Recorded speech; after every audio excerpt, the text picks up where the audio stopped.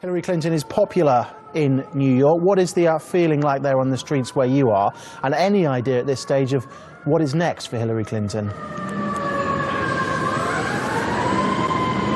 Well, there's a lot of sadness here from New Yorkers that were supporting Hillary Clinton. She's enormously popular here because, of course, she was a senator in New York State, and, of course, the Clintons have their offices for their charitable work in Harlem, just up the road here.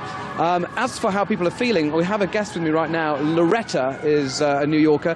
What do you make of last night's result? Well, I was devastated. I think that she got the popular vote. She got more states. I think it was rigged. Yes, it was rigged. Trump is right, but it was rigged in the other direction. I despise him, and I want to know what's going to happen with Trump University. There is still a case pending, and Florida was supposed to also bring a case, but then he sends the Attorney General in Florida. He sends her a big amount of money, and guess what? Florida is no longer going to go against Trump. Okay, thank you. Thank you, Loretta. I appreciate you coming to speak with us.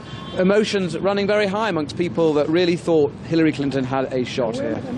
Okay, James, thank you very much. As he said, we're still in Times Square. I have to tell you, it is very, very quiet here. I think people were sort of flocking here because they thought there might be some kind of celebratory mood or celebratory party.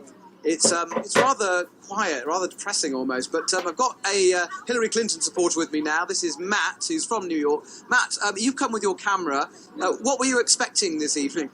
Everyone was expecting a celebration. You know, he didn't have a chance. At least the pundits said that he was going to lose. It's really depressing for me because I've been in New York 58 years. The last couple of years as an artist, I've actually needed the Obamacare, which is not very good, I'll admit, but it's better than nothing. And the first thing Donald Trump is going to do, as he said over and over again, is get rid of Obamacare. now, James, what is the latest with these protests? Are we expecting more? Well, there was a long protest last night. It lasted for several hours, started at around 6 o'clock in the evening and went on into the early hours of the morning.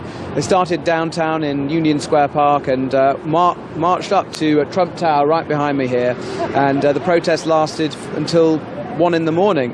There was around 7,500 people involved. There were 30 arrests, but the same kinds of scenes were played out in 16 other cities across the country, including, as we've been seeing there, Chicago, Oakland in California, and San Francisco too. Now, I've got a couple of people who are going to be protesting a bit later today. We've got Georgia and Alex. Tell me, why are you out on the streets like this? Well, specifically what we're protesting now is the Electoral College system. Okay, thanks to you both, Alex and Georgia there, both here on the streets, but there's a lot more protest going on, we understand, in a couple of hours' time, actually, back in Union Square Park, which is in Lower Manhattan. Okay, James, thank you.